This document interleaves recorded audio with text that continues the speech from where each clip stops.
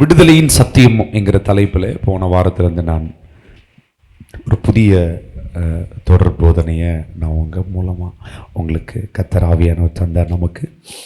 So அதனுடைய ரெண்டாவது பகுதியாய் சில ஆழமான புது உடன்படிக்கையின் சத்தியத்தை நான் உங்களுக்கு காமிக்கலாம் நான் விரும்புகிறேன். எல்லாரும் திருப்பிக் கொள்ளுங்கள். தீத்து 2ஆம் அதிகாரம் 14வது வசனம். தீத்து 2ஆம் அதிகாரம். அவர் நம்மை சகல அக்கிரமங்களினின்று மீட்டுக்கொண்டு தமக்குரிய சொந்த ஜனங்களாகவும் நற்கிரியைகளை செய்ய பக்தி வைராக்கியம் உள்ளவர்களாகவும் நம்மை சுத்திகரிக்கும்படி நமக்காக தம்மை தாமே ஒப்பு கொடுத்தார். ஆமென். Price Lord. அவர் நம்மை சகல அக்கிரமங்களினின்று மீட்டுக்கொண்டு தமக்குரிய சொந்த ஜனங்களாகவும் நல்ல கிரியைகளை செய்ய பக்தி வைராக்கியம் உள்ளவர்களாகவும் நம்மை சுத்திகரிக்கும்படி நமக்காக தம்மை தாமே ஒப்பு கொடுத்தார். அல்லேலூயா. இயேசு எதற்காய் சிலுவையில் மரித்தார்? எதற்காய் மரித்தார்? நம்ம நினச்சிக்கிட்டு இருக்கோம் பாவங்கள், சாபங்கள், தரித்திரங்கள் இதெல்லாம் போக்கி என்னை புதிய சிருஷ்டியாய் மாற்றும்படி இயேசு என்ன செஞ்சார்? சிலுவையில் மரித்தார். ஆனால் நம்ம என்ன நினைக்கிறோன்னா, நன்மைகளை வாங்கிட்டு பாவம் மன்னிக்கப்பட்டாச்சா, ஓகே சோத்திரம்ப்பா அப்படின்னு பீரோய்க்குள்ளே போய் இந்த பட்டு சாரியை கட்டிட்டு வாங்கின புதிய பட்டை கட்டி அப்படியே சூடத்தை வாங்கி சூடமா அது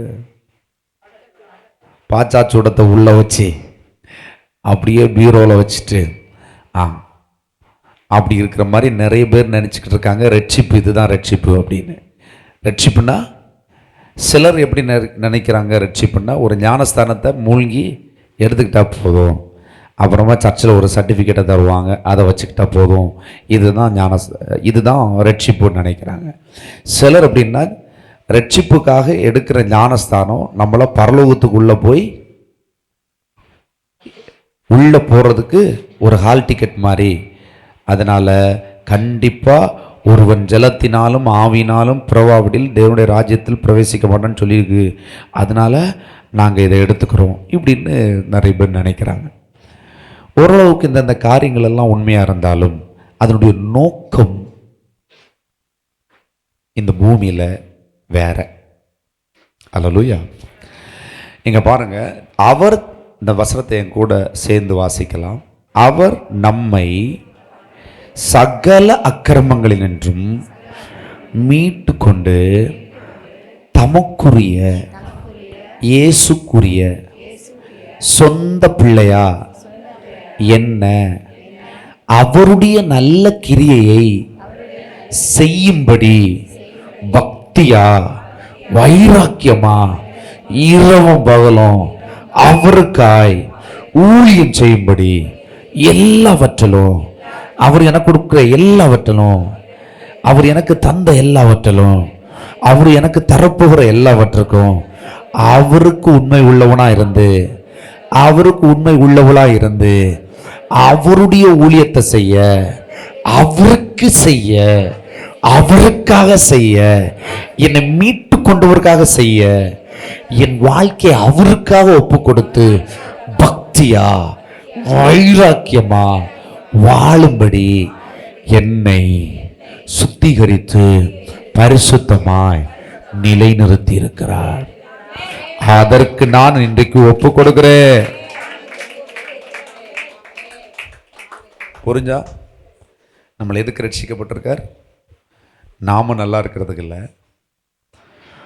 ஆண்டவர் ஒரு 10,000 ரூபாய் உனக்கு சிம்பிளாக உங்களை புரிய வைக்கிறேன். ஆண்டவர் உங்களுக்கு ஒரு 10,000 ரூபாய் தரார். எதுக்கு தரார்? எனக்கு தராரு. எப்படி தராரு? எனக்கு.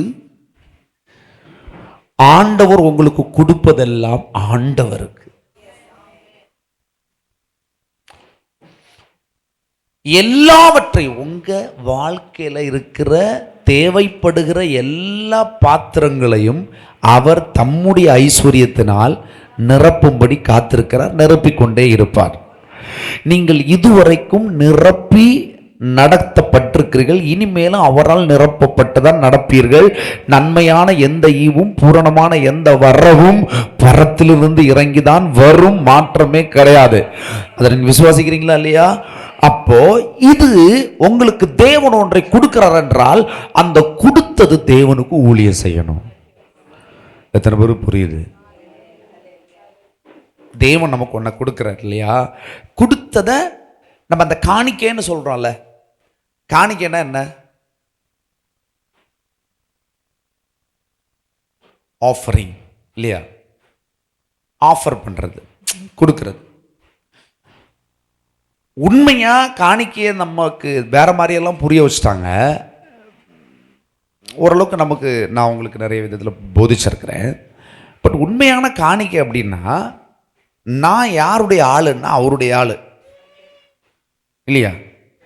நான் இன்னைக்கு கை பலவீனமாக இருந்தால் நான் எங்கே போய் கேட்குறேன்? ஆண்டவரே என்னை சுகமாக்குங்க. நாளைக்கு கால் பலவீனமாக இருந்தால் அதையும் சுகமாக்குங்க. அப்போது சுகத்தை எங்கே வாங்குறேன்?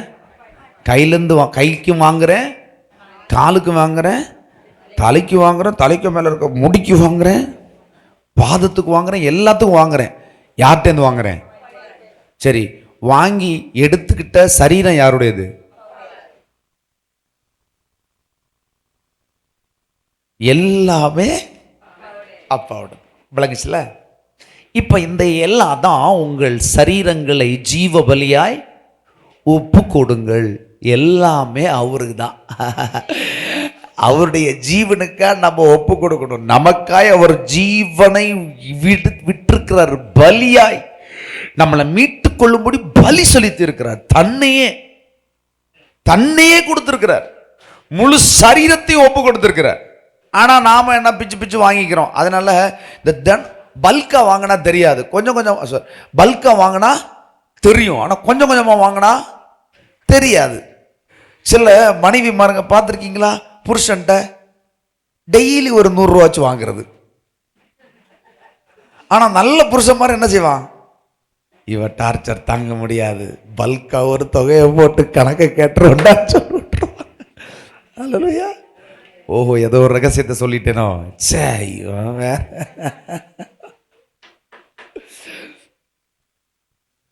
ஆனா நம்ம தேவனிடத்துல டெய்லி வாங்குறோம். எப்படி? டெய்லி வாங்கிட்டே இருக்கிறோம், அதனால தெரிய மாட்டேங்குது. ஆனா பல்கா வாங்கினா உடனே ஸ்டேஜ்ல ஏறி கர்த்தருடைய கிருபையினாலே கடந்த நாளிலே 1 கோடி ரூபாய் தந்தார். இத சாட்சியா பல்கா நம்ம சொல்லுவோம். ஆனா இந்த கஷ்டம் மட்டும் வந்திருந்தா 1 கோடி இல்ல 40 கோடி செலவாயிருக்கும். கஷ்டமே இல்லாம கர்த்தர் என்னை பாதுகாத்தார். கொரோனா வந்தது, கொள்ளை நோய் வந்தது, கர்த்தர் என்னை பாதுகாத்தார். வந்தவன் சுகமாயி சாட்சி சொல்லியிருப்பான், வராதவன்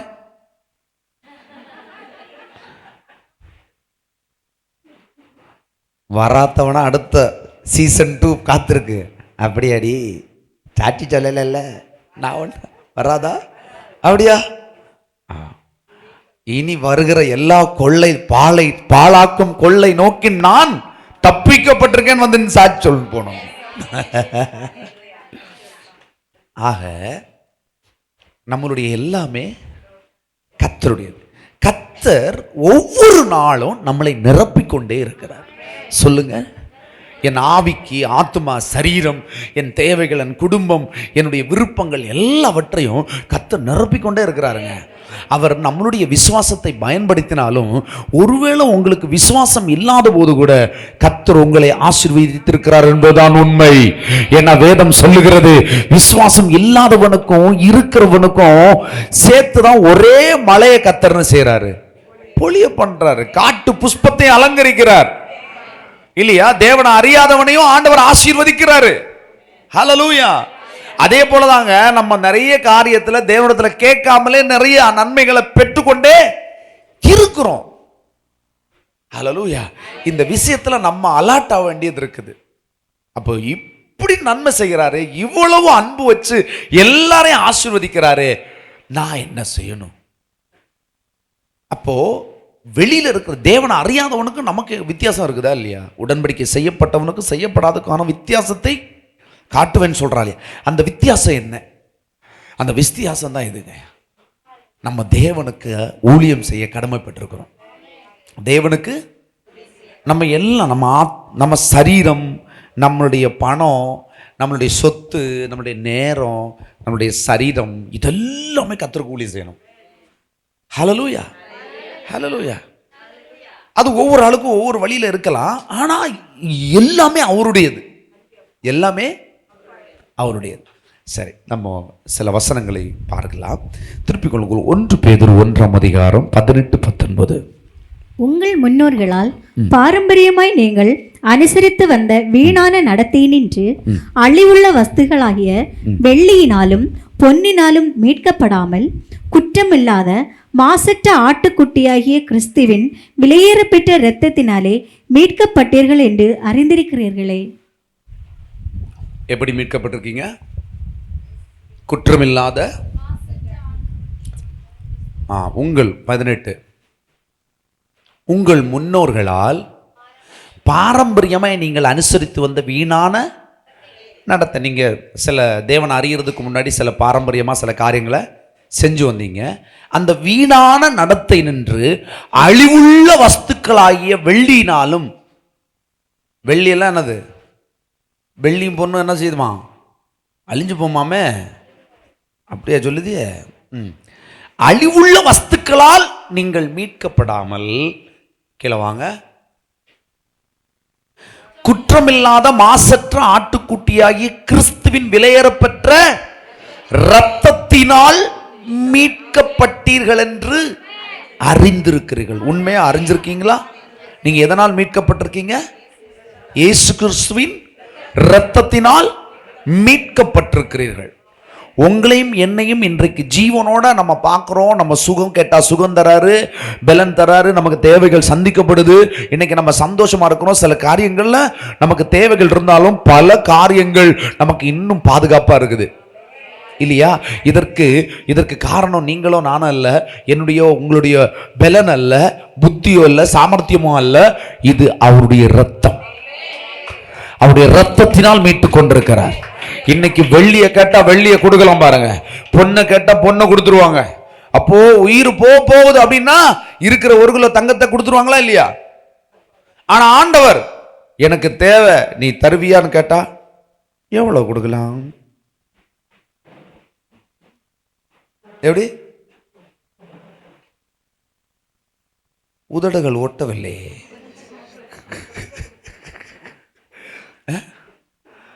உதடுகள் ஒட்டாம இருக்குது.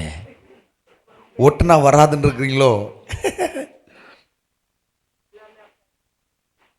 இல்லையா? நம்ம அப்படி சுயத்தில் இருக்கிறோம். ஆனா கர்த்தர் சொல்றாரு, இந்த பூமியில இருக்கிற அந்த வெள்ளியும் பொன்னும் அப்படின்னு சொல்றது உலகதரமான காரியங்கள்.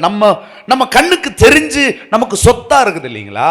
சொத்தா இருக்குதுல்ல, இதனாலதான் நம்ம மீட்கப்பட்டோம். நம்ம திறமையினால மீட்கப்பட்டோம், நம்மளுடைய ஞானத்தினால மீட்கப்பட்டிருக்கிறோம். இது என்னுடையது, இது என்னுடைய பர்சனலான எஃபோர்ட், இது நான் அப்படின்றத அந்த வெள்ளியும் பொன்னையும் கருதுகிறது. வெள்ளியும் பொண்ணை வச்சு சொல்றோம் அதுதான். ஆனா நம்ம அப்படி மீட்கப்படலை சிஸ்டர் பிரதர். உங்களையும் என்னையும் கர்த்தர் மீட்டு கொண்டது விலையேறப்பெற்ற அவருடைய இரத்தத்தினால். ரத்தத்தை முழுவதும் சிந்தி இருக்கிறார். ஏப்பா நான் ரத்தத்தை சிந்துறேன், எனக்கு நான் சொல்றத கேட்பியான்னு கேட்கலங்க. அவர் ஏற்கனவே உங்களுக்கு முன்னாடியே வந்து ரத்தத்தை சிந்தினார்.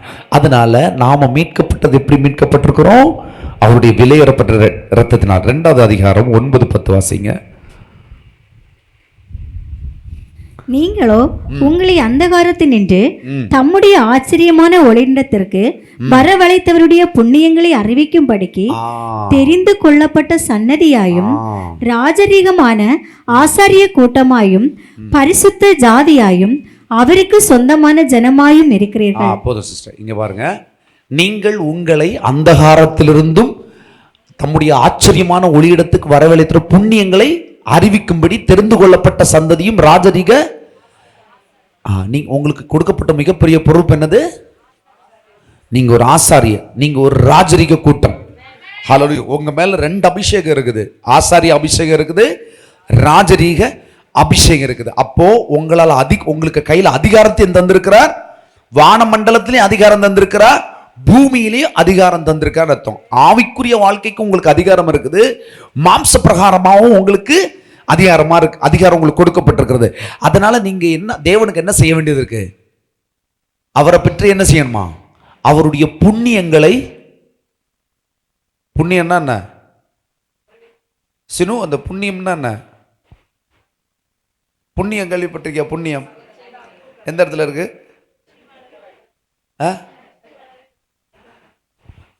அன்சிப்பா வீடு புண்ணியம் தான். புண்ணியத்தில் தான் இருக்காவா? அந்த புண்ணியம் இல்லை. தேவன் தன்னுடைய இரத்தத்தை சிந்தி நமக்கு கொடுக்கப்பட்ட அந்த மீட்பு, அதுதான் புண்ணியம். அந்த ஐஸ்வர்யம், அந்த ஆசீர்வாதம், இழந்தவைகள் எல்லாம் திரும்ப கொடுக்கப்பட்டது, அதுதான் புண்ணியம். இந்த புண்ணியத்தை அறிவிக்கிறதுக்கு நாம என்ன செய்யப்பட்டிருக்கிறோம்? கடமைப்பட்டிருக்கிறோம். ஹல்லேலூயா. அதற்காய் தேவன் நம்மளை ராஜரீகத்தையும் ஆசாரியத்துவ அபிஷேகத்தையும் நம்ம மேல வச்சிருக்க. அடுத்த வசனம் போறோங்க.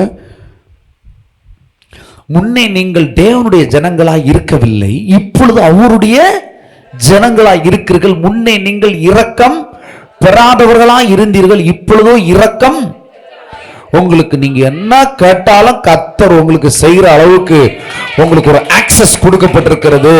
உங்களுக்கு ஒரு நிறைவு. நீ என்ன கேட்டாலும் கர்த்தர் தருவார். ஏன்னா நீ அவருடைய பிள்ளையா இருக்கிறீங்க. பிள்ளையா இருக்கிறதுனால நீ என்ன கேட்டாலும் கொடுக்கப்பட்டு, ஏன்னா உன் மேல வந்து அபிஷேகம் இருக்கு. ஹல்லேலூயா. இந்த உலகத்தில் ராஜா யாரு? இயேசு.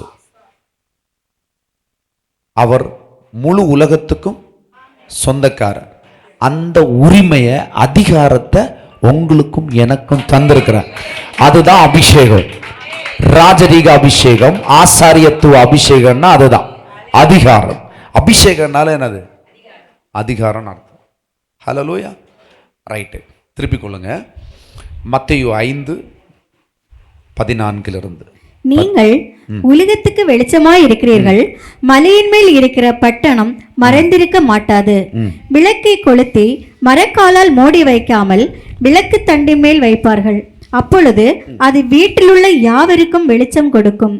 இவ்விதமாய் மனுஷர் உங்கள் நற்கிரியை கண்டு பரலோகத்தில் இருக்கிற உங்கள் பிதாவை மகிமைப்படுத்தும்படி உங்கள் வெளிச்சம் அவர் முன்பாக பிரகாசிக்கப்பட கடவுது. 14 போடுங்க. நீங்கள் யாரா இருக்கிறீங்க? உலகத்துக்கு. இந்த வெளிச்சம் யார்கிட்ட இருந்துச்சு? நான் உலகத்துக்கு வெளிச்சமாக இருக்கிறேன், நீங்களும் உலகத்துக்கு வெளிச்சம். உலகத்துக்கு வெளிச்சம்னா என்ன? ஆசீர்வாதமாக இருக்கிறீங்கன்னு அர்த்தம்.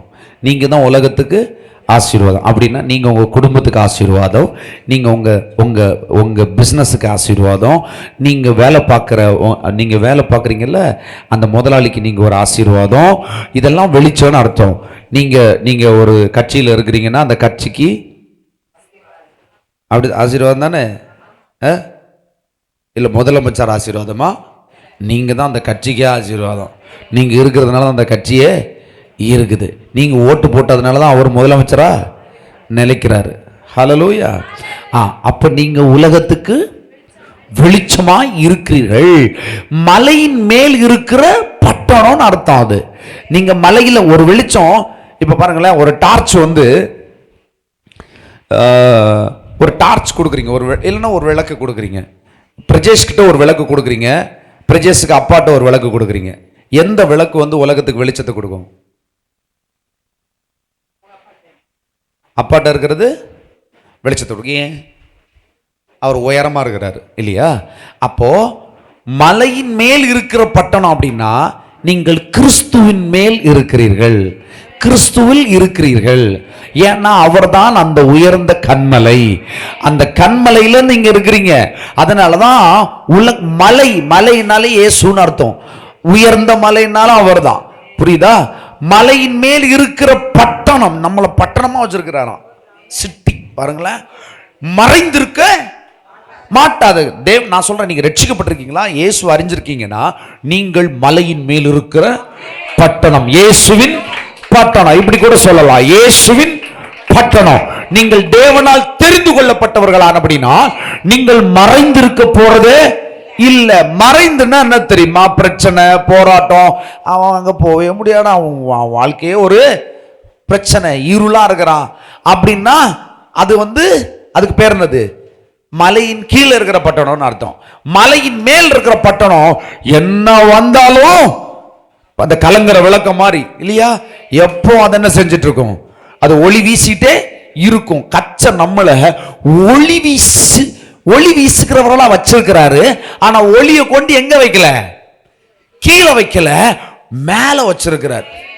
ஹல்லேலூயா.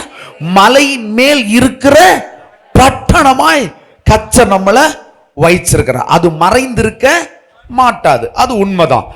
பாருங்க, அடுத்து கீழே வசனம் பாருங்க. விளக்கை கொளுத்தி மரக்காலால் மூடி வைக்காமல் விளக்கு தண்டின் மேல் வைப்பார்கள், அப்பொழுது அது வீட்டில் உள்ள யாவருக்கும். நான் சொல்றேன், நீங்க எல்லாரும் ரட்சிக்கப்பட்டவங்க தானே? நீங்க ஏன் எங்க இருக்கிறீங்க?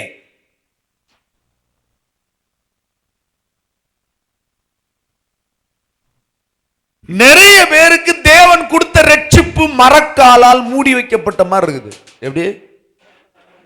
அல்லேலூயா. எப்படிங்க? உங்களுக்கு ரட்சிப்பை தந்திருக்காரா? வரங்களை தந்திருக்காரா? எங்க வச்சிருக்கீங்க? எலிப்பா சாணம் போட்டு பாச்சாச்சூடம் போட்டு பீரோல வச்சிருக்கோம் சாமி. அப்பப்போ எடுத்து தொடச்சி சண்டே காட்டணும் இல்ல ரட்சிக்கப்பட்டிருக்கோம் இல்லையான்னு. அப்படியா வரைய?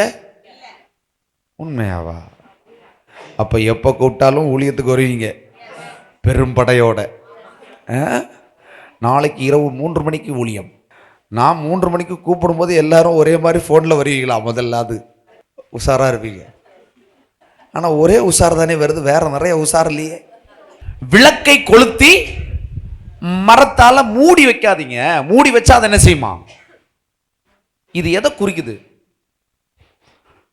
சிஸ்டர் பிரதர், நீங்க ரட்சிக்கப்பட்ட உடனே உங்களுக்கு எல்லாருக்குமே தெரியும், நீங்க ரட்சிக்கப்படுவதற்கு முன்பதாக தேவனை அறியாத ஒரு மனுஷியாய் இருந்தீர்கள். அதனால என்ன உங்களுக்கு நஷ்டம் ஆயிட்டுன்னா, உங்க ஜீவன் நஷ்டம் அடைந்திருந்தது. ஹல்லேலூயா. நீங்கள் இந்த பூமியில் ஈட்ட வேண்ட நன்மைகளை ஈட்டாமல் நீங்கள் நஷ்டப்பட்டு கொண்டிருந்தீர்கள். தேவனை தெரிந்த பிற்பாடு உங்கள் ஆத்மாவுக்கு வெளிச்சம் வந்தது மாத்திரமல்ல, அந்த வெளிச்சம் என்ன செஞ்சது? உங்க பிசினஸ்ல, உங்க வாழ்க்கையில, உங்க உறவுகளில், உங்க எதிர்பார்ப்புகள் எல்லாத்திலும் அந்த ஒளி வீச ஆரம்பிச்சதுனாலவா நீங்க ஜெயித்திருக்கிறீங்க. கர்த்தர் சொல்றாரு, இந்த வெளிச்சத்தை நான் தான் தந்து உன் பிசினஸ் ஒளியாக்குனேன், உன் குடும்பத்தை ஒளியாக்குனேன், உன் பிள்ளைகளை ஒளியாக்குனேன், இவர்களை எல்லாரையும் நான் ஒளியாக்கி வச்சிருக்கிறேன். இந்த ஒளிய இப்ப எனக்கு காமின்றார். எத்தனை பேர் புரியுது? இந்த வெளிச்சத்தை எனக்கு காமி. எனக்கு நான் அவருக்கு கேட்கல, அவர் இதே மாதிரி எத்தனையோ வெளிச்சத்தை காணாத இருளில் இருக்கிற ஜனங்களுக்கு சுவிசேஷத்தை கொண்டு போய் சேர்க்க உன் வரங்களை, உன் பணங்களை, உன் நன்மைகளை, உன் ஆசீர்வாதங்களை, உன் பிள்ளைகளை, உன்னுடைய எல்லாத்தையும் அவருடைய ராஜ்யத்துக்காய் ஒளி வீசி காட்டு. அதை மரத்தால மூடி வைக்காத. ஹல்லேலூயா. ஹல்லேலூயா. விளக்கை கொளுத்தி மரக்காலால் மூடி வைக்காமல் விளக்கு தண்டின் மேல் வைப்பார்கள், அப்பொழுது அது வீட்டில் உள்ள யாவருக்கும். நான் சொல்றேன், இங்க பாருங்களேன், நீங்க எல்லாமே ஒவ்வொரு டேலண்டட் பீப்புள். உங்களை எதுக்கு ரட்சித்திருக்கிறாருன்னா, ஒவ்வொருவருக்குள்ளும் ஒரு ஸ்பெஷல் இருக்குது. இப்ப இவளுக்குள்ள ஒரு ஸ்பெஷல் இருக்குது அப்படின்னா, இந்த வெளிச்சம் அப்படி வீச ஆரம்பிச்சுன்னா ரட்சிக்கப்பட்ட இன்னொரு ஆளுக்கு அது தேவையா இருக்கும். அவங்க வேற முறையில ஒளி வீசிட்டு இருப்பாங்க இல்லையா? நம்ம இந்த சீரியல்லாம் போட்டுருவோம், பார்த்துருக்கீங்களா? பல கலர்ல. பச்சை கலர் பச்சையா தான் தெரியும், ஆனா அது வெளிச்சமா இருக்கும். வெள்ளை கலரு வெள்ளையா இருக்கும் இல்லையா? புரியுதா? பிரியங்கா ப்ளூ கலர்ல இருக்கா. ப்ளூ கலர் தானே தெரியுறா? அப்போ அது ஒரு வெளிச்சம். அல்லேலூயா. ஹல்லேலூயா. அங்கெல்லாம் சொல்ற மாதிரி இல்லை, கொஞ்சம் கலப்படமா இருக்கு. ஹல்லேலூயா. அப்போ நம்ம எல்லாருமே வெளிச்சத்தை கொடுக்கும்படி என்ன செய்யணுமா? வீட்டுக்குள்ள அப்படியே சண்டே ஆனோடனே துணியை தட்டிட்டு ஓவன்டா சண்டேன்னு வர்றதில்லை. எல்லா நாளுமே நமக்கு உயிர்த்தெழுதலின் நாள் சண்டே தான். எல்லா நாளும் நீங்கள் செய்கிற வேலையை பாருங்கள். நேற்றுக்கு ஒரு பிள்ளை எனக்கு சொல்லுச்சு, என்னை எல்லாருமே இப்படி பண்ணுறாங்க, அடிமை பண்ணுறாங்க, என்னை இப்படி கஷ்டப்படுத்துகிறாங்க. பாருங்கள், ஆண்டவர் கொடுத்துருக்கிறார் வேலையை. நீங்கள் வேலையை கேட்கும்போது ஆண்டவர் என்ன செய்வார்? வேலையை கொடுப்பார். வேலையை கொடுத்த பிறகு எது கஷ்டம்? வேலை கஷ்டம். வேலையை கொடுத்த பிறகு வேலை ஏன் கஷ்டமாக இருக்குதுன்னு நினைக்கிறீங்க? நீங்கள் இன்னும் தண்டின் மேல் கொளுத்தப்படவில்லை. நீங்கள் தண்டின் மேல கொளுத்திட்டு இருக்கணும். மரக்காலில் மூடி வச்சிட்டீங்கன்னு வச்சுக்கோங்க, ஒளி அடிக்காது. நீங்க ஒளி அடிக்கிற மாதிரி, அவர் தெரிகிற மாதிரி, அவர் நாம மகிமைப்படும்படி அந்த உங்களுக்கு கொடுத்த வெளிச்சத்தை தூக்கி வெளியே மேல காமிங்க. ஹல்லேலூயா. அப்போ உங்களுக்கு பலத்தை தருவாரு, ப்ரமோஷனை தருவாரு, எல்லாம் உங்களை தேடி வரும். ஹல்லேலூயா. வெளிச்சத்தை கொடுத்தவர் வெளிச்சத்தின் மேல் வெளிச்சத்தை காண பண்ணுவார் இல்லையா? மகிமையின் மேல் மகிமையை காண பண்ணுவார். கொளுத்திட்டாரு, இனி அது என்ன செய்யும்? அது பற்றி எரியும். ஹல்லேலூயா. ஆனா நம்ம பற்றி எரிய விட மாட்டேன்றோம். பாருங்க, ஏன் என்ன நினைக்கிறோம் அப்படின்னா, நம்ம செல்ஃபிஷ்னு சொல்லி நம்மளை இப்படி ஆக்கிக்கிறோம். எப்படிங்க? இது எனக்கு.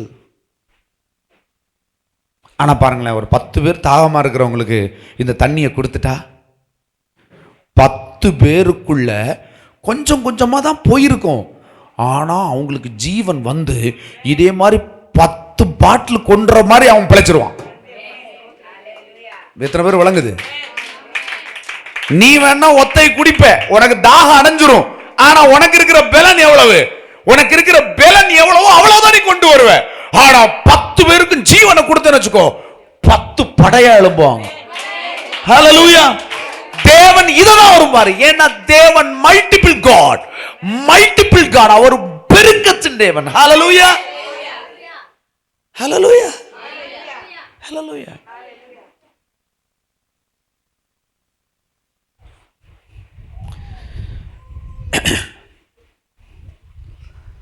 பாருங்க, விளக்கை கொளுத்தி மரக்கால் மூடிகள் விளக்கு தண்டின் மேல் வைப்பார்கள், அப்பொழுது அது வீட்டில் உள்ள யாவருக்கும் வெளிச்சத்தை கொடுக்கும். இவ்விதமாய் மனுஷர் உங்கள் நற்கிரியைகளை கண்டு பரலோகத்தில் இருக்கிற உங்கள் பிதாவை மகிமைப்படுத்தும்படி உங்கள் வெளிச்சம் அவர்கள் முன்பாக பிரகாசிக்க கடவது. ஹலோ, கச்சரனை ஆசீர்வதித்தாருன்னு சொல்லி ஒரு ஆள்கிட்ட போய் சொல்றீங்க, அவனுக்கு ஆண்டவரே என்னன்னு தெரியாது. அப்பா அந்த இடத்துல என்ன ஆகுது? உங்களுக்குள்ள இருக்கிற வெளிச்சம் அவங்க மேல பற்றுது. பற்றுச்சா? வெளிச்சத்தை பார்க்குறான், வெளிச்சத்தை பார்க்குறான், அவ்வப்போது பார்க்குறான். நீங்கள் தினமும் அவனை பார்க்க பார்க்க சொல்கிறீங்க. உங்க கூட வேலை செய்கிறவங்க, கர்த்தர் இந்த காரியத்தினை செய்தார், கர்த்தர் நல்லவர், கர்த்தர். எப்போ கர்த்தர் நல்லவர் கர்த்தர் நல்லவர்னு சொல்கிறேன்? என்ன கர்த்தர் நல்லவர்? கர்த்தர் எனக்கு நல்லவர். ஏன்னா அவர் எனக்கு நன்மையை மாத்திரம் செய்கிற கர்த்தரை நான் விசுவாசிக்கிறேன். அப்படி நீங்கள் சொல்ல சொல்ல அந்த வெளிச்சம் அவன் மேலே போய் படுங்க. கொஞ்ச நாள் அந்த கர்த்தர், உங்கள் கர்த்தர் என்ன? ஏன்னா அவன் இருள் எல்லாம் இருக்கான். கிறிஸ்துமஸ் ஆனோன்னா நம்ம ஆளுங்க என்ன செய்யறாங்க? சீரியல் பார்க்க போகணும்.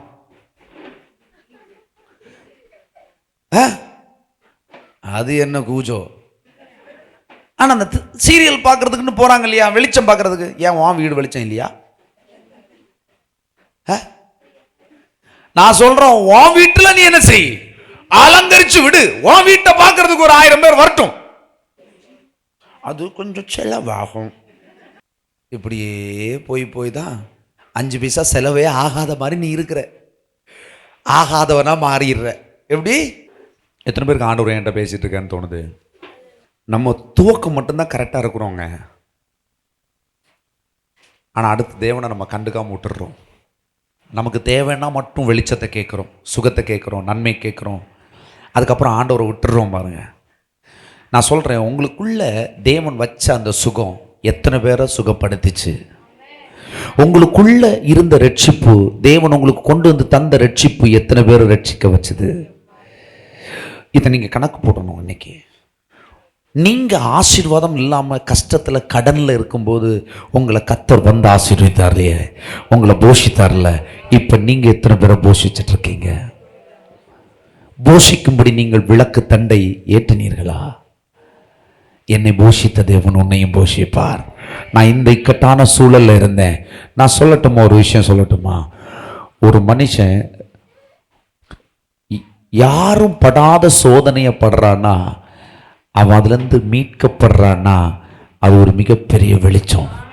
அந்த வெளிச்சம் அவனுக்குள்ள வந்துதான் அவனை மீட்கிறார். அவனுக்கிட்டேருந்து அந்த அபிஷேகம் அடுத்து பாய ஆரம்பிச்சுன்னு வச்சுக்கோங்க, பல பேரை தூக்கிடும். அல்லேலூயா. இது எத்தனை பேருக்கு தெரியும்? இது ஒரு ரகசியம். அல்லேலூயா. நீங்க இன்னைக்கு படுகிற வேதனை, இன்னைக்கு நீங்க எதுல அதிகமா கஷ்டப்படுறீங்களோ அதை தேவன் அதிலிருந்து உங்களை மீட்கும் போது நீங்கள் பலரை அதிலிருந்து மீட்பீர்கள். ஹல்லேலூயா.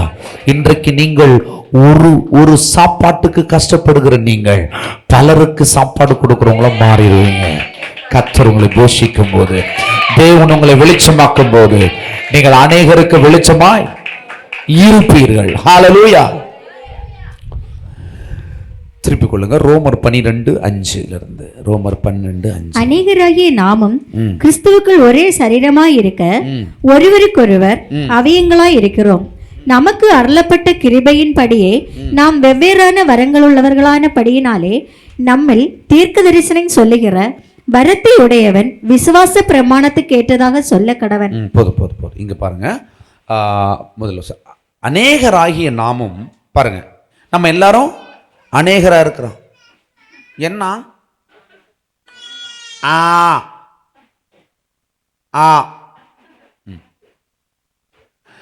அநேகராகிய நாமும் கிறிஸ்துவுக்குள் ஒரே சரீரமாய் இருக்க ஒருவருக்கொருவர் அவயங்களா இருக்க. நீங்க எல்லாரும் யாரு?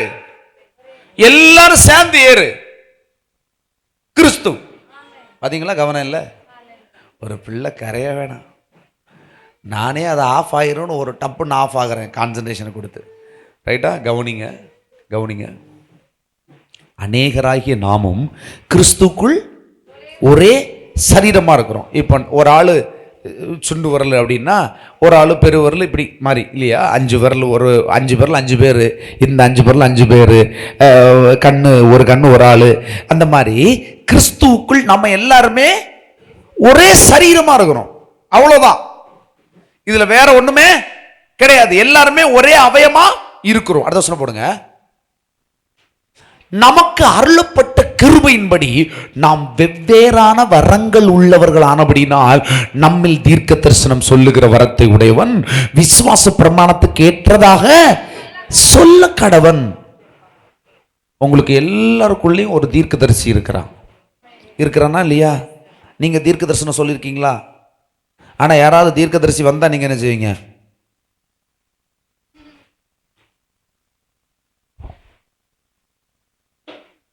அல்லேலூயா. அப்படிலாம் நீ தான் ஒரு தீர்க்கதரிசி. அல்லேலூயா. உனக்கு நீ தான் தீர்க்கதரிசி. தேவனுடைய ஒவ்வொரு வசனத்தையும் அவன் தலையில் வச்சு பேசு தினமும். ஹல்லேலூயா. எனக்கு நேசிக்கவே முடியலன்னா நீ என்ன சொல்லு? நான் அன்பானவன் சொல்லு. நான் அன்பானவள். நான் எல்லாரையும் நேசிக்க எனக்குள்ள எல்லாரையும் நேசிக்கிற தேவன் எனக்குள்ள இருக்கிறார்.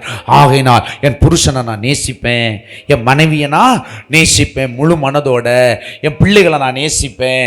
இதெல்லாம் நீங்க சொல்லணும் தீர்க்க தரிசனம். இல்லைன்னா முற்றி போய் உடஞ்சு நொறுங்கி நிற்கும்போ விழுந்து போனாயா, கர்த்தர் உன்னை இன்னைக்கு தூக்குகிறார், அப்படியா? எல்லாம் உடஞ்சு காலியான பிறகு நம்ம நினைக்கிற தீர்க்க தரிசனம் இப்படிதான் நினைக்கிறோம். எல்லாம் உடஞ்சு தீர்ந்த பிறகு கர்த்தர் வறண்டு போன இடத்துல கர்த்தர் வாய்க்கால்களை உருவாக்குகிறாரா? ஹல்லேலூயா. அப்படி இல்ல. ஒரு நாள் நீ வற்றி போக கூடாது. அதுக்கு தான் தேவன் ஒன்ன அவருடைய சரீரத்துக்குள்ளே வச்சிருக்கிறார். ஹல்லேலூயா. உங்க பக்கத்துல ஒருத்தன் விசுவாசத்துல கொஞ்சம் விலகிட்டா அவன் என்ன செய்யணும்? அவனுக்கு மண்டையில கொட்டாம அவன் என்ன செய்யணும்? கர்த்தர் உன்னை நேசிக்கிறார். இந்த மாதிரி சூழல் வரும்போது கர்த்தர் உன் பலனாக இருக்கிறார். நீ அவரை விட்டு விலகி போகல, நீ அவருடைய சரீரத்தில்தான் இன்னமும் வாசம் பண்ணி கொண்டிருக்கிறார். அவர் உன்னோடு வாசம் பண்ணி கொண்டிருக்கிறாரு. அவர் உன்னை விட்டு விலக மாட்டாரே, விலகுவதும் இல்லையே. நீ ஏன் கவலைப்படுற? அவளை தாங்கணும், அவனை தாங்கணும். அப்படி நீங்க தாங்க தாங்க தாங்க விசுவாச பிரமாணத்தை அவர்களுக்குள் நிலை நிறுத்துகிறீர்கள். ஹல்லேலூயா, ஹல்லேலூயா. இதை செய்யும்படி நம்ம யாரா இருக்கிறோம்? ஒரே சரீரத்துக்குள்ள இருக்கிற. அடுத்த வசனம் போடுங்க. ஊழியம் செய்கிறவன் ஊழியத்திலும், போதிக்கிறவன் போதிக்கிறதிலும், புத்தி சொல்லுகிறவன் புத்தி சொல்லுகிறதிலும் தரித்திருக்க கடவன்.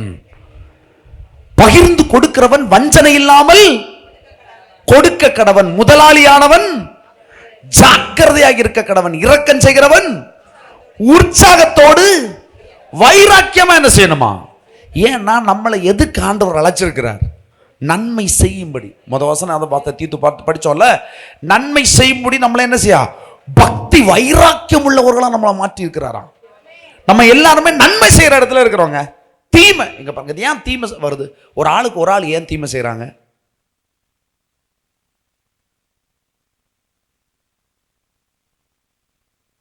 ஏன் தீமை செய்யறாங்க தெரியுமா? நான் முதல்ல சொன்னேன்ல, இந்த தண்ணி இருக்குல்ல, இது எனக்கு மட்டும் சுயம். இதே நேரத்தில் நான் அவளுக்கு இதை கொடுக்கவும் மாட்டேன், அவ கேட்டாலும் கொடுக்க மாட்டேன், இருந்தாலும் கொடுக்க மாட்டேன், கொடுத்தா எனக்கு கிடைக்காது. அந்த சுயத்துல பல இது இருக்கு. ஒரே தண்ணி அப்படின்னா என்கிட்ட தண்ணி இருக்கிற மாதிரி நான் காமிக்க மாட்டேன். தண்ணி இருக்கா? இல்லை.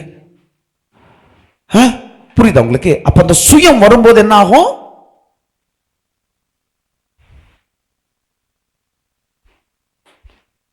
நான் எதுக்கு இதை சொன்னேன்?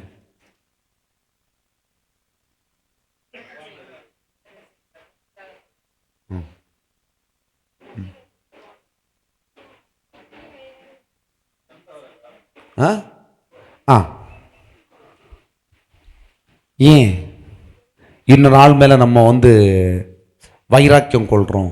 ஏன்னா சுயம் பாருங்க, சுயம் இருக்கு பாத்தீங்களா? சுயம் உண்மையிலேயே நம்ம சுயத்துக்குரிய ஆளே கிடையாது. நமக்குரிய ஆளே கிடையாது. அப்ப நான் அவளுக்கு கொடுக்கறதுல, இவனுக்கு கொடுக்கறதுல ஏன் நான் வஞ்சனையா இருக்கிறேன் அப்படின்னா, நான் இன்னும் கிறிஸ்துவின் சரீரத்துக்குள்ள இருக்கிறேன்றது எனக்கு புரிய மாட்டேங்கிறது. அதனாலதான் நான் என்ன செய்யறேன்? சுயமா இருக்கிறேன், சுயமா இருக்கிறேன். உண்மையிலே சொல்லட்டுமா, சுயமா இருக்கிறதுனால நீங்க பெருகவே மாட்டீங்க. புரிஞ்சுதா? சுயம் உங்க பெருக்கத்தை தடை பண்ணும். அல்லேலூயா. நம்ம நினைக்கிறோம்ல, நம்ம வேலை செய்கிறோம், பிஸ்னஸ் பண்ணுறோம், பெருகிட்டே இருக்கோம் அப்படின்னு. அப்படிதானே நினைக்கிறீங்களா? அப்படி நீங்கள் பெருக முடியாது.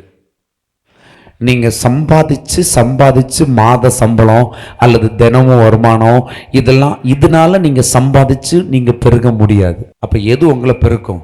கொடுங்கள், அப்பொழுது உங்களுக்கு கொடுக்கப்படும்.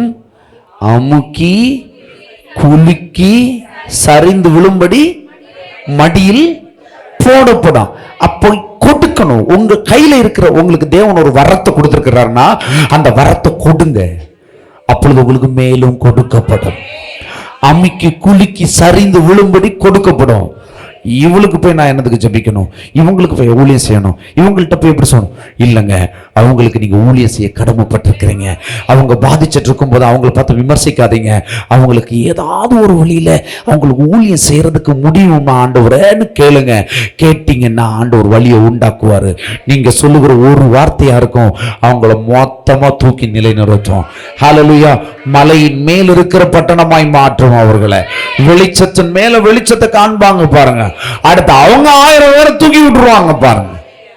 இது யாருக்குடைய லாபம்? இது தேவனுடைய ராஜ்யத்துக்கு நீங்க செய்யற லாபம். ஹல்லேலூயா. அதே மாதிரிதான் எல்லாமே. நீங்க எதெல்லாம் கொடுக்குறீங்களோ அதெல்லாத்தையும் நீங்க அறுவடை பண்ணுவீங்க அவர் நாமத்தின்படி. இயேசுவின் நாமத்துல நீ எதை விதைக்கிறாயோ அதை நீ திரும்ப அறுப்ப. விதைச்ச அறுப்ப. விதைப்பும் அறுப்பும் பூமி உள்ளளவும் உண்டு இல்லையா? அடுத்த வசனம் போடுங்க.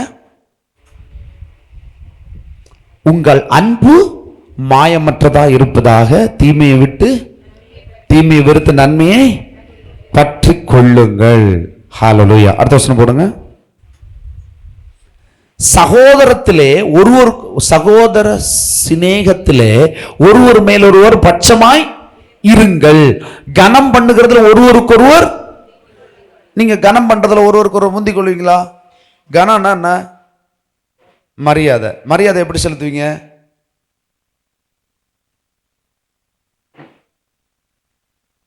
மரியாதைன்னா என்ன?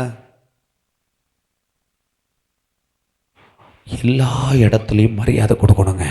ஒரு ஆள் வர்றாங்க, உள்ள போகணும். எப்படி எப்படி? நீங்க முதல் சேர்ல இருக்கிறீங்க, சரியா? ஒரு ஆள் உள்ள வராங்க, அங்க ஃபுல்லா காலியா இருக்கு. நீங்க என்ன செய்யணும்? நீங்க அந்த அத்தம் போகணும். குறைஞ்சாவோ எப்படி? நீ அந்த தம்பி உட்காரணும் இல்லையா? அல்லேலூயா.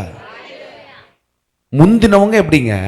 முதல்ல ஆசீர்வதிக்கப்பட்டவங்க பெருகுவாங்களா குறுகுவாங்களா? முதல்ல சர்ச்சுக்கு வந்தீங்க, நீங்க எங்க வந்து உட்கார்ந்திருப்பீங்க? அப்படியா? பாப்பமே அந்த இடம் அப்படியே உட்காருது. சிலவங்க அப்படி உட்காந்து பழவீங்க. நான் சொல்லலை, இங்கே இருக்குங்க சிலவங்க ஒரே இடத்துல இருக்குங்க, அதை நான் சொல்லலை. இப்போ நான் சொல்கிறேன், நீங்கள் ஒரு பேலன்ஸ்டாக இருக்கணும். எப்படி பேலன்ஸ்டாக இருக்கணும்? அவங்களுக்கு நீங்கள் என்ன செய்யணும்னா, மற்றவங்களுக்கு என்ன செய்யணும்? வழியை கொடுக்கணும்.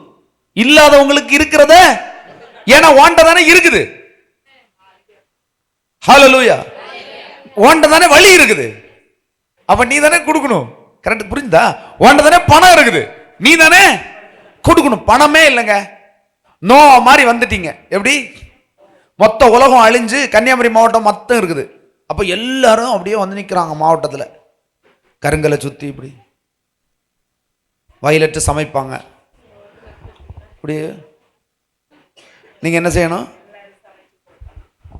ஒரு சப்பாத்தி தகைமா உங்களுக்கு கொடுங்கள், கொடுக்கப்படும். நீ அவனை போஷிச்சனா நாளைக்கு அவன் போஷிப்பான். ஒன்ன மட்டும் இல்ல, ஒன்ன மாதிரி 1000 பேருக்கு அவன் போஷிப்பான். அதனாலதான் நம்ம கொடுக்க வேண்டியிருக்கு. ஏன் தேவனுடைய ராஜ்யத்தில் நம்ம விதைக்கணும்?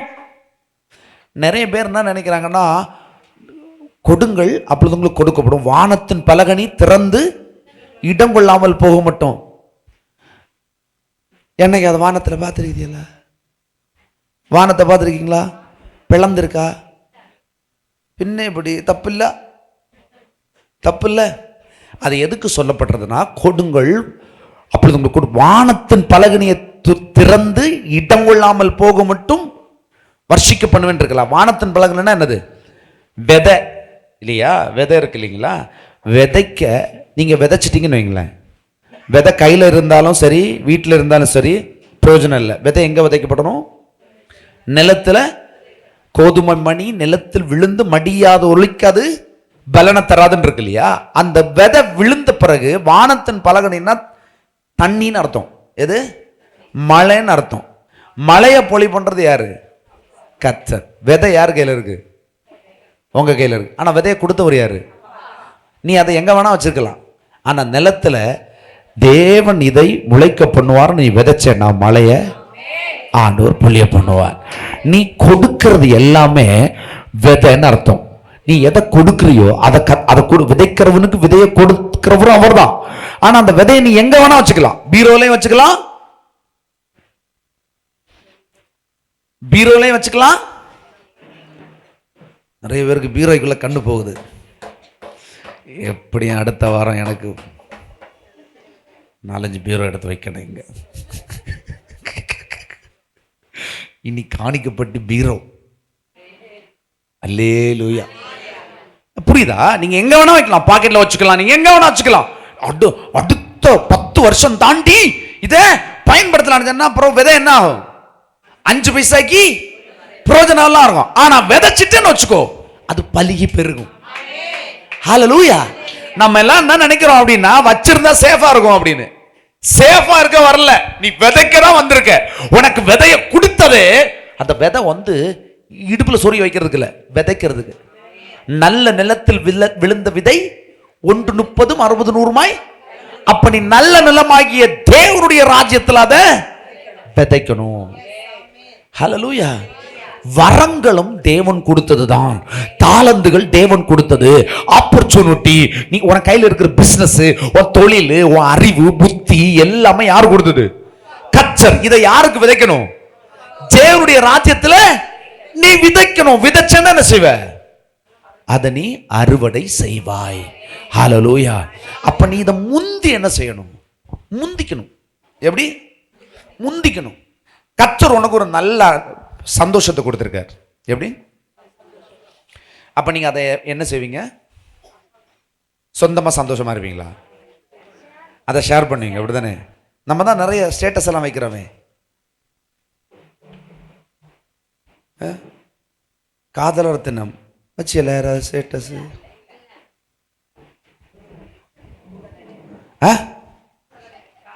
அதை ஷேர் பண்ணலையா? ஓ சோத்திரம். அல்லேலூயா. மெச்சூர்ட். ரைட். இங்க பாருங்களேன், நம்மளுடைய சந்தோஷத்தை நம்ம பகிர்ந்து கொள்றோம் இல்லையா? நம்ம பசிக்கும் போது நம்ம யார்கிட்ட கேட்கறோம்? பக்கத்தில் இருக்க சாப்பிடலாமா கேட்கறோம், டீ குடிக்குமா, இதெல்லாம் செய்யறோம்ல. இதே மாதிரி தான் நம்ம என்ன செய்யணுமா? அல்லேலூயா. இல்ல இல்ல, இது என்ன பிள்ளை, இது இது அது நமக்கு வரும். சுயத்துல நம்ம இருக்கும்போது அது வரும். ஆனா கர்த்தர் சொல்றாரு, இதை கொடுத்தது நான். உனக்கு முன்னாடி பசியோட இருக்கிறது என் பிள்ளை, உன்னுடைய பசி ஆத்மது நான். இப்போ வாண்ட விதை நிறைய இருக்குது, இந்த விதையில கொஞ்சம் எடுத்து அவங்களுக்கு விதைச்சு கொடுத்துரு. ஹல்லேலூயா. அதே மாதிரிதான் தேவன் தன்னுடைய ராஜ்யத்தை கட்ட உங்களையும் என்னையும் தெரிந்து கொண்டு ராஜ்யத்தின் புத்திரர்களாய் வைத்திருக்கிறார். ஹல்லேலூயா. நம்மளை கொண்டு தான் கட்டுவார். அவர் நினைச்சா என்ன வேணா செய்யலாம். ஆனா இந்த பூமியை நம்மளை கொண்டு தான் அவர் வர்த்திக்கப்படணும்னு விரும்புகிறார். ஹல்லேலூயா. ரைட்டா? திருப்பிக் கொள்ளுங்க. 1 தீமோத்தேயு 6ஆம் அதிகாரம்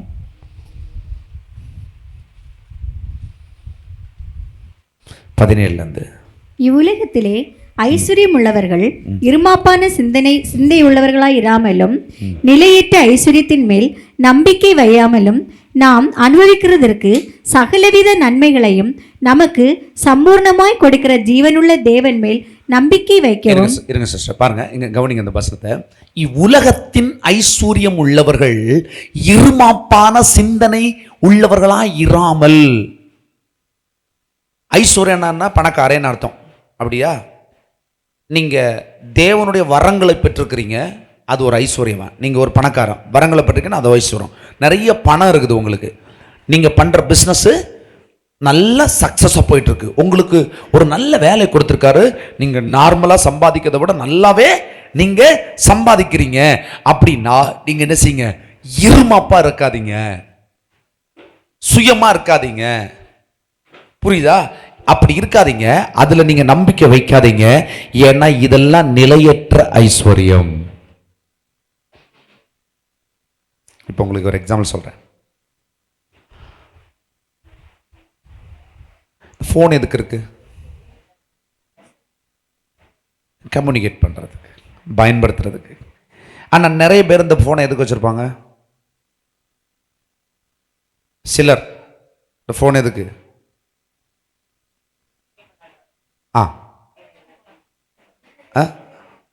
அடுத்து ஃபோன் பொதுவாக எதுக்கெல்லாம் பயன்படும்? ஃபோன் பேசுறதுக்கு, தெரியாதவங்கள்ட்ட பேசுறதுக்கு. கரெக்டாக சொன்னான், தெரியாதவங்கள்ட்ட பேசுறதுக்கு. அப்புறம் இது எதுக்கு? புதிய ஐடி கிரியேட் பண்ணுறதுக்கு, ஐடியை விலைக்கு விற்கிறதுக்கு. எதுக்கு? இதை நமக்கு நன்மைக்காக கொடுத்திருக்கிறார். இது மறுபடி இதிலிருந்து நன்மை எனக்கு திரும்ப வரணும்னா இதை தான் நல்லதுக்கு விதைக்கணும். இதை நான் நல்லதுக்கு விதைக்காம வச்சிருந்தேன்னா இது கண்டிப்பா தீய காரியங்களை செயலாற்றும். ஹல்லேலூயா. உங்கள்கிட்ட இருக்கிற எதையும் விதைச்சிருங்க.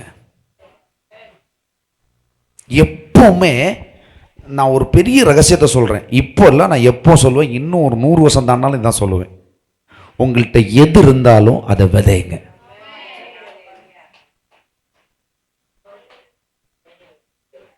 உங்க சக்சஸ், உங்க வெற்றி எங்க இருக்கு தெரியுமா? உங்கள்கிட்ட என்ன இருக்குதோ அதை விதைக்கிறதுல தான் இருக்கு. விதைக்கிறதிலிருந்து தான் நீங்கள் அறுவடை செய்ய முடியுமே அல்லாமல் இருக்கிறது உங்களுக்கு அறுவடையாய் மாறாது. இருக்கிறது ஏற்கனவே அறுத்து வச்சது. விதைச்சாதான் அறுவடை மறுபடியும் வரும். விதைக்கிற எவனும் அதன் பலனை காண்கிறான். அது வரங்களாயிருக்கலாம், பணங்களாயிருக்கலாம், ஐஸ்வர்யமாயிருக்கலாம், செல்வாக்காயிருக்கலாம், திறமைகளாயிருக்கலாம், எதுவும். அதுவும் குறிப்பாக நல்ல நிலமாகிய தேவனுடைய ராஜ்யத்தில் விதைக்கப்படும் போது அதை பூச்சியோ துரும்போ கெடுப்பதில்லை. அது 1 30 60 100 பலனை பரத்திலிருந்து உடன்படிக்கையிலிருந்து உனக்கு கொடுக்கப்படும் வேதம் சொல்லுது. ஹல்லேலூயா, ஹல்லேலூயா. இதுதான் வெற்றி. அதுக்கு தான் இந்த சாரிபாத்து விதவையெல்லாம் ஒரு அடையாளம். ஒண்ணுமே இல்லை, அவ பட்டினி கிடந்தா இல்லையா, சாக போறா. சாகிறதுக்கு என்ன செய்யறா? கடைசியா வச்சிருக்கிறத இதை தின்னுட்டு செத்துருவோம். இனி ஏன்னா வாய்ப்பே கிடையாது. உலகம் முழுவதும் பஞ்சத்தில் இருக்குது. இனி மழை பெய்யாது, வாய்ப்பே கிடையாது. நான் சொல்றேன், உனக்கு வர வேண்டியது பணம் என்றால் உனக்கு கர்த்தர் பணத்தை தர மாட்டாரு, அதுக்கான வழியை கொண்டு வருவாரு. சாரிபாத்து விதவைக்க வீட்டுல அங்க போய் ஆண்டவர் அங்க உள்ள போறாரு பாருங்க. அங்க போன பிறகு என்ன நடக்குது அப்படின்னா, அங்க காற்றையும் காணல, மழையும் இல்லை, ஒண்ணும் வரல. ஆனா அங்க ஒரு விஷயம் நடந்தது. அவள் கலசத்தில் மாவும் அவளுடைய கலசத்துல எண்ணெயும் குறையவே இல்லை. எப்படி குறையலன்னு நினைக்கிறீங்க? மழை உடனே வரல. மழை வர வரைக்கும் இவளுடைய கலசத்துல மாவும் எண்ணெயும் குறையலையா? உங்களுக்கு புரியல? நம்ம எல்லாம் உலகத்தை எதிர்பார்த்துட்டு இருக்கோங்க. ஒரே சூடா இருக்குங்க, என்னைக்கு மழை பெய்யும்னு தெரியல. கர்த்தர் உனக்கு நீரூற்றுகளை கொடுப்பார். நீ உலகம் இங்க பார்க்கும்போது உன்னை இங்க பார்க்கணும் வைப்பாரு. ஹல்லேலூயா. தேவனுக்கு உன்னை ஆசீர்வதிக்கிறதுக்கு பல வழி இருக்குது. அதனாலதான் நீ தேவனுடைய ராஜ்யத்தில் விதைக்கும் போது அதை பூச்சிய திரும்ப கன்ஃபார்மா அறுவடை. ஹல்லேலூயா. நான் சில வேளை நான் உங்கள்கிட்ட சொல்லியிருக்கிறேன், அநேக வேளையில் நான் என்ன பிரயாசத்துக்குள்ளே இருக்கிறேனோ, நான் என்ன பிரச்சனைக்குள்ளே இருக்கிறேனோ, அந்த பிரச்சனைக்கே அதே பிரச்சனைக்கு எனக்கே தீர்வு வராது. எப்படி? எனக்கு தீர்வு வராது. நான் அப்படியே இருப்பேன், ஆண்டவரே என்ன செய்கிறதப்பா அப்படின்னு இருப்பேன். அதே மாதிரி ஒரு பிரச்சனைக்கு ஜெபம் பண்ண வச்சுருவார் என்னைய. எப்படி?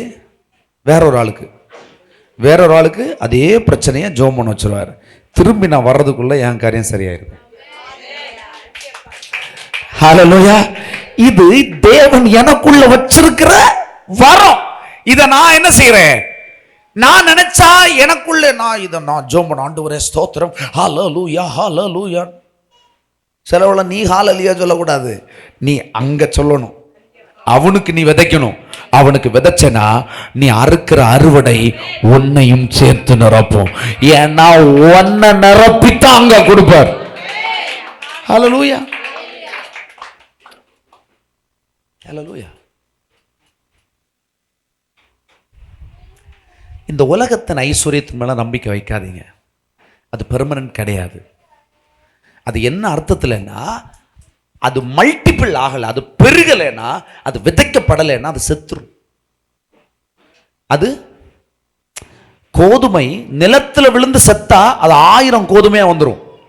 ஆனால் அது ஒரு நிலத்தில் விழாம அது கையிலே இருக்குது, அல்லது ஒரு பாக்கெட்ல இருக்குது, அது மூடியே வச்சிருக்கீங்கன்னா அது உளுத்து கூட போயிடலாம். அது ஒண்ணுக்கும் பிரயோஜனம் இல்லாம போயிடும். அதுதான் வரங்களும் ஐஸ்வர்யங்களும் சகல நன்மைகளும் இந்த பூமியில கர்த்தர் உங்களுக்கு கொடுத்தா அதை விதைங்க. அதனால பைபிள் சொல்லி எதிலும் எல்லாவற்றிலும் தேவனுக்கு பங்கு உண்டு. அல்லேலூயா. எல்லாத்துலயும் தேவனுக்கு பங்கு ஒதுக்குங்க. அதாவது பங்குன்னா தேவன் அந்த இடத்துல கொண்டு வாங்க. விளக்க கொளுத்தி என்ன செய்யாதீங்க, மூடி வைக்காதீங்க, தண்டின் மேல் ஏற்றி வைங்க. அப்பதான் எல்லாத்துக்குமே அது வெளிச்சம் கொடுக்கும். அடுத்த வசனம் போடுங்க.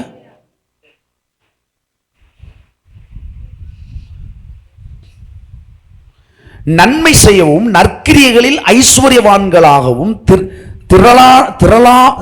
தாராளமாய் கொடுக்கிறவர்களும் உதாரண குணம் உள்ளவர்களுமாய் இருக்கவும் நித்திய ஜீவனை பற்றி கொள்ளும்படி வருங்காலத்திற்கு தங்களுக்கு நல்ல ஆதாரத்தை பொக்கிஷமாய் வைக்கவும் அவர்களுக்கு கட்டளையிடு. தீமோத்தேயுக்கு சொல்றான் பவுல். என்ன சொல்ல? முந்திர வசனம் போடுங்க 17 பாருங்க. இவ்வுலகத்து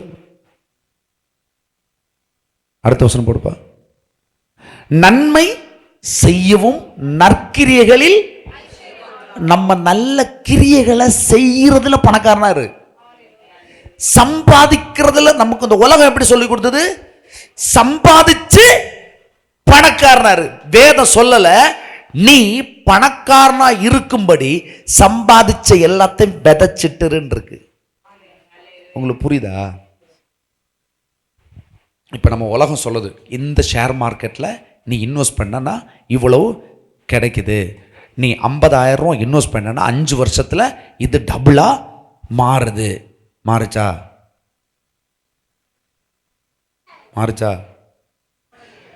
அவன் கடைசியில் சொல்லுவான், தரவே இல்லையா?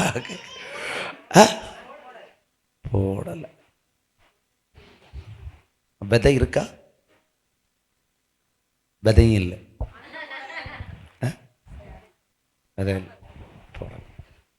ஆனா ஏதோ ஒண்ணுல போட்டிருக்கீங்க. கிடைச்சா? ஆனா பாருங்களேன், சிலது அழகா ஈஸியா சொல்லுவாங்க, எங்களுக்கு சரியான இது இல்லாதனால நாங்க என்ன செய்யறோம், கம்மியாக தான் கொடுக்குறோம். 2 மடங்கு கொடுக்குறோம்னு நினைச்சோம். ஆனால் எங்களால் 2 மடங்கு கம்பெனியால் ஈட்ட முடியல, இவ்வளோ கொடுக்குறோம். ஆனால் நம்ம வாங்கிட்டு வரோமா இல்லையா? கிடைச்சதே லாபம். கொடுத்த பைசா எங்களும் தந்தானே. என்ன சொல்லுவோம்? கொடுத்ததாவது தந்தானே. ஏன்னா சில வட்டி சிட்டி பண்டிலாம் போடுவாங்க, பார்த்துருக்கீங்களா? போட்டுட்டு அவன் திவாலாவான். எப்படி அவன் ஓடுவான். கடைசியில் தந்ததை கொடுத்ததங்களும் தந்தானேங்கி. நம்ம விசுவாசம் எப்படி போகுது பார்த்தீங்களா? ஆனால் ஆண்டவர்கிட்ட மட்டும் என்ன சொல்லுவீங்க? நான் சொல்கிறேன், நீங்கள் வைராக்கியமாக பிடிச்சி வாங்கலாம். ஏன்னா அவர் சொன்னது மாறவே மாறாது. அவர் சொன்னதை தான். இதை 100 மடங்கு திரும்ப கொடுப்பேன்னா 100 மடங்கு. உலகம் என்ன சொல்லுது? ரெட்டிப்பாக கொடுப்பேன்னு சொல்லுது. அப்படி தானே? டபுள் மடங்கு. ஆண்டவர் என்ன சொல்றாரு? 100 மடங்கு.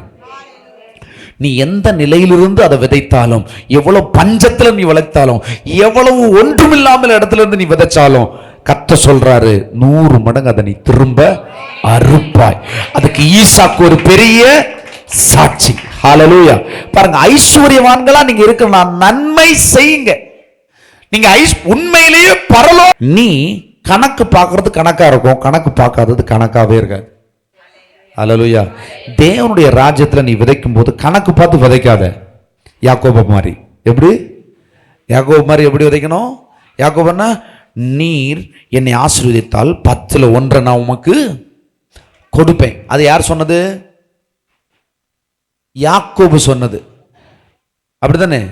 யாக்கோபா இருக்கும்போது சொன்னான், நீர் என்னை ஆசீர்வதித்தால் நான் 10ல் 1 உங்களுக்கு திரும்ப கொடுப்பேன். திரும்ப நான் என்னுடைய தகப்பன் வீட்டுக்கு போனா நீர் என் தேவனாய் இருப்பீர் அப்படின்லாம் சொன்னான். உடன்படிக்கை யார் செஞ்சது? யாக்கோபு தேவனுக்கு செஞ்சான், தேவனிடத்துல செஞ்சான். ஹல்லேலூயா. ஆனா தேவன் புது உடன்படிக்கையில் அப்படி செய்யல. சிறுக விதைக்கிறவன் சிறுக அறுப்பான், பெருக விதைக்கிறவன் அவனவன் விசனமாயும் அல்ல கட்டாயமும் அல்ல. நீ எதை விதைக்கிறாயோ அது 1 30 60 100 ஹல்லேலூயா. ஹல்லேலூயா. சிலவங்களுக்கு இந்த ஜெபிக்கிறதுல எல்லாம் பயங்கர பயம். எப்படி? ஒருவேளை அந்த பிசாசுக்கு நம்ம ஜெபிச்சா எப்படி? நீ பிசாசுக்கு ஜெபிக்க போற? தேவன் உண்டாக்கின பிள்ளைக்கு ஜெபிக்க போகிற, அதற்கான வரத்தை உனக்கு தந்தார்னா இயேசுவின் நாமத்துல பிசாசை துரத்து. நீ இப்பொழுது இருக்கிறதை பார்க்கலாம் 1000 மடங்கு பெருகுவாய். அடுத்து ஒன்ன நீ ஒரு பிசாசை துரத்துனா 1000 பிசாசு அடுத்து ஒன்ன பார்த்து ஓடும். ஹல்லேலூயா. இதுதான் மேட்ரு. இருக்கிற கொஞ்சத்தை விதைங்க. கொஞ்சம் வரம் இருந்தா அதை விதை, கொஞ்சம் பணம் இருந்தா அதை விதை. கணக்கு பார்த்து விதைக்காத, கணக்கே இல்லாம விதை. ஒரு நாளைக்கு கணக்கே இல்லாத கர்த்தர் உனக்கு அறுவடை செய்ய வைப்பார். ஹல்லேலூயா. கணக்கே இல்லாம ஏராளம் தாராளமாய் உதாரண குணமுள்ளவனாய் நீ கொடுத்ததுனால உன்னை கர்த்தர் அப்படி வைப்பார் பாருங்க. நித்திய ஜீவனை பற்றுக்கொள்ளும்படி வருங்காலத்துக்கு தங்களுக்கு நல்ல ஆதாரத்தை பொக்கிஷமாய் வைக்கவும் அவர்களுக்கு கட்டளையிடு. நானும் சொல்றேன் இன்னைக்கு சபைக்கு, சபையே உன் எதிர்காலத்துக்கு நல்ல பொக்கிஷம் சாலையா உன் எதிர்காலம் இருக்கணும்னா தேவனுடைய ராஜ்யத்துல உதாரண குலமாய் ஓத நீ தாராளமா விதைக்கலாம். அவ்வளவு தாராளம் ஏராளமாய் நீ பெருகுவது நிச்சயம் மாற்றமே இல்லை. ஹல்லேலூயா. ஹல்லேலூயா. நிறைய பேர் பணக்காரன் ஆகணும்னு எத்தனை பேருக்கு ஆசை? ஆசை இருக்குல்ல? சரி,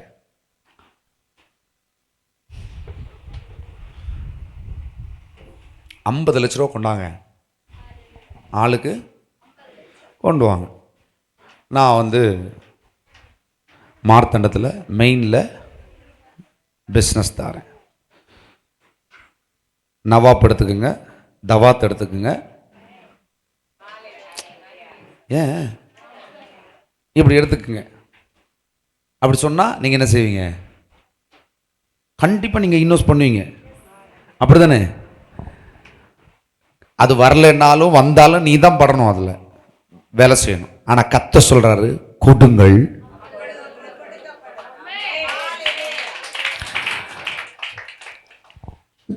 நம்ம உலகம் ஒரு 50 லட்சம் ரூபாய் இன்வெஸ்ட் பண்ணால் தினமும் ஒரு 25,000-50,000 ரூபா வருமானம் வரும்னு சொன்னால் நம்ம ஈஸியாக என்ன செய்வோம்? விதைச்சிருவோம். ஆனால் கர்த்தர் சொன்னா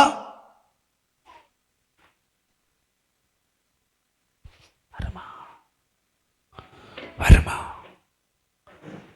ஒண்ணு இல்லாம ஒன்ன இருந்த போது ஒன்னு ஆசீர்வச்சாரா இல்லையா? முழு பலவீனத்தோட இருந்த ஒன்ன பலப்படுத்தினாரா இல்லையா? அப்ப இனி பலன் வரும். காசே இல்லாத சப்ப உனக்கு காசை கொண்டு வந்தாரா இல்லையா? உன்னை ஆசீர்வதிச்சிருக்கிறா இல்ல? நீ ஐஸ்வர்யவனா இருக்கிறியா? இனி கோடீஸ்வரனா நீ மாறுவ. மாறனா மறுபடியும் நீ இதை விதைக்கணும். ஆண்டவர் வச்சிட்டு வஞ்சனை செய்கிறவர் இல்ல, தேவன் கொடுத்துட்டு பாப்பாரு.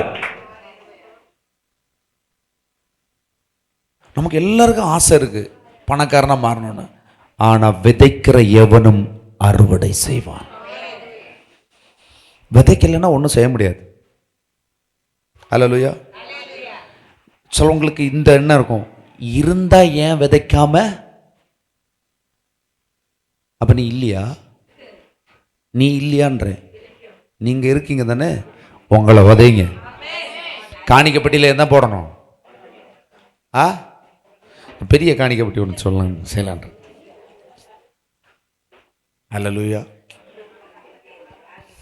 ஆனால் அமைதியாக இருக்கணும், சொல்லொலி கேட்கணும். பணமாக வந்தால் சொல்லொலி கேட்கும், நான் சொல்கிறது கேட்கும். ஆனால் சிலதெல்லாம் என்ன செய்யும்? காணிக்கப்பட்டியில் இருந்துட்டு, பாஸ்டர் அதை தூக்குங்க, பாஸ்டர் இதை தூக்குங்க. கடவுளுக்கே என்ன செய்வாங்க? கொன்னே போடுவேன். அல்லேலூயா. கர்த்தருக்கு ஊழியம் செய்ய முடியும். என்ன செய்யணும்? உன்னை நீ கொடுக்கணும், முழுவதுமா கொடுக்கணும், மனப்பூர்வமா கொடுக்கணும், முழு உள்ளத்தோட கொடுக்கணும். அப்பதான் உன்னை கர்த்தர் பயன்படுத்த முடியும். நான் ஒரு எக்ஸாம்பிள் சொல்றேன். நானே ஒரு பெட்டி கட்டி போட்டிருக்கிறேன், அதுல நீங்க 10 பிள்ளையோ வந்து நிக்கிறீங்க. நான் ஒன்னு, சிஸ்டர் நீங்க காணிக்கப்பட்டிக்குள்ள வந்துட்டீங்களா? ஸோ இப்போ இன்னையிலிருந்து நீங்க சபைக்குள்ள சொத்து அப்படின்னு நான் என்ன செய்யறேன்? உங்களுக்கு எல்லா வேலையும் தாரேன். அப்ப நீங்க என்ன செய்யணும்? கேட்டேளா? நானும் ஏதாவது செய்யலான்னு செய்து கொடுக்கலான்னு வந்தேன். எல்லா வேலையும் நம்ம தலையில ஏற்றியாரு.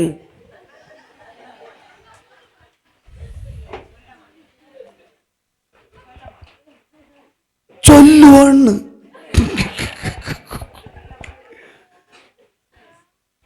காணிக்கன்னா அதுதாங்க, அது செத்தாச்சு. பணத்தை போட்டியா, அது விதை, அது செத்தாச்சு. அது செத்தாதான், நீ செத்தாதான் 1000 10,000 அதுல இருந்து கனி வரும். ஹல்லேலூயா. இந்த வசனம் திருப்பிக் கொள்ளுங்க, மத்தேயு 7:17 திருப்பிக் கொள்ளுங்க. மத்தேயு 7:17. அப்படியே நல்ல மரமெல்லாம் நல்ல கனிகளை கொடுக்கும், கெட்ட மரமோ கெட்ட கனிகளை கொடுக்கும்.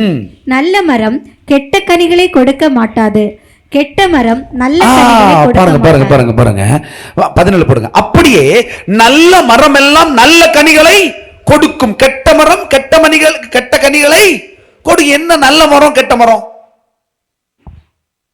நல்ல மரம்னாலே கிறிஸ்துன்னு அர்த்தம். நீ எப்ப கிறிஸ்துவுக்குள் வந்துட்டியோ, அவருக்குள்ள எப்போ வந்துட்டியோ, அப்பவே நீ அவருடைய கனியை தான் கொடுப்ப.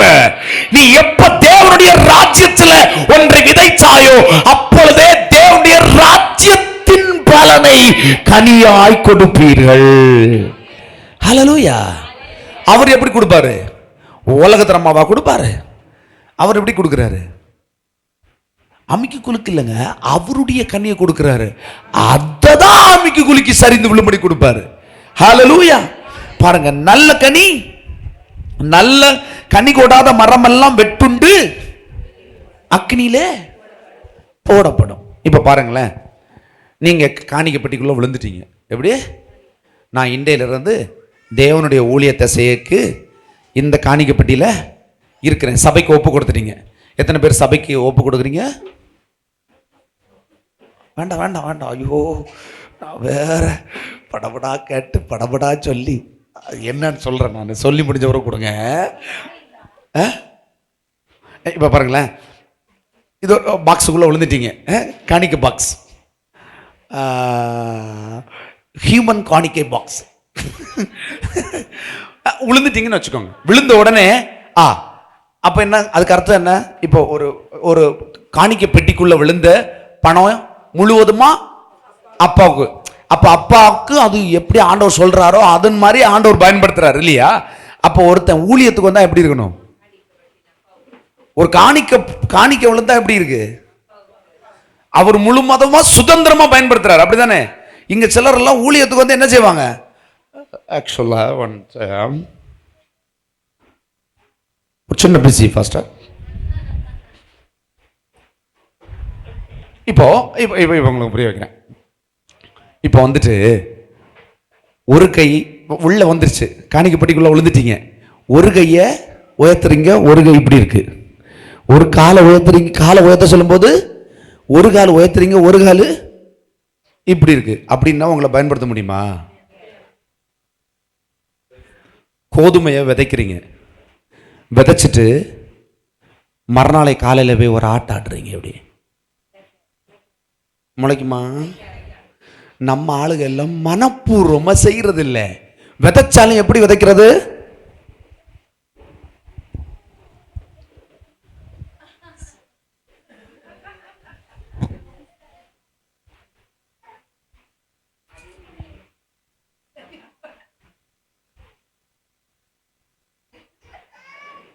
பாஸ்டருக்கு அவ்வளோ வேண்டாம்.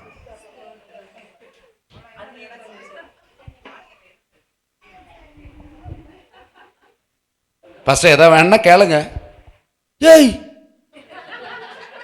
என்னடா கடவுள்கிட்ட, கடவுளே எப்படியாவது எதாவது வேணா கேட்கணும். என்ன கடவுளே ஏதாவது வேணும்னா கேளுங்கன்னு காணிக்கப்பட்டியில் விழுந்த பிறகு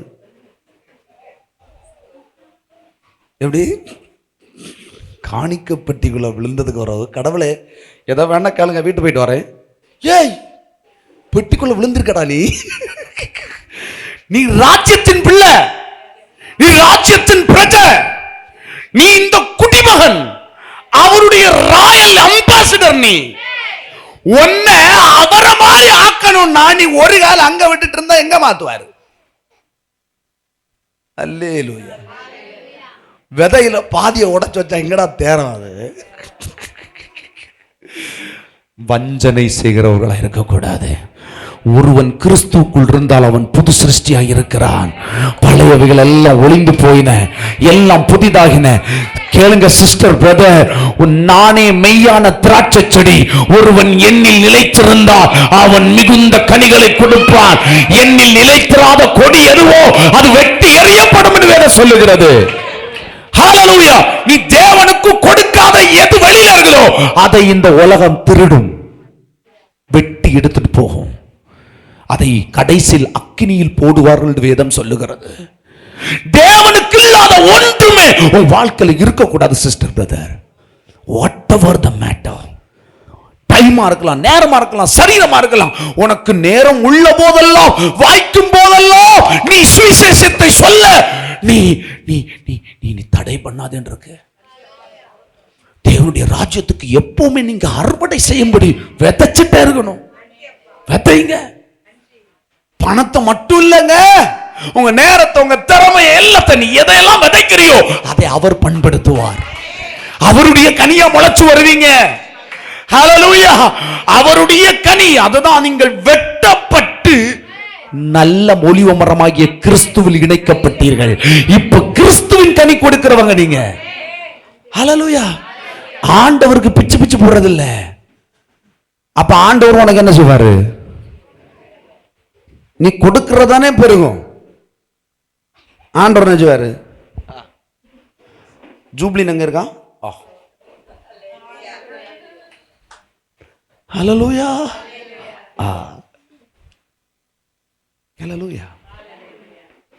சொல்லுங்க, நான் என்னுடையவன் அல்ல, என்னுடையவர் கிறிஸ்து.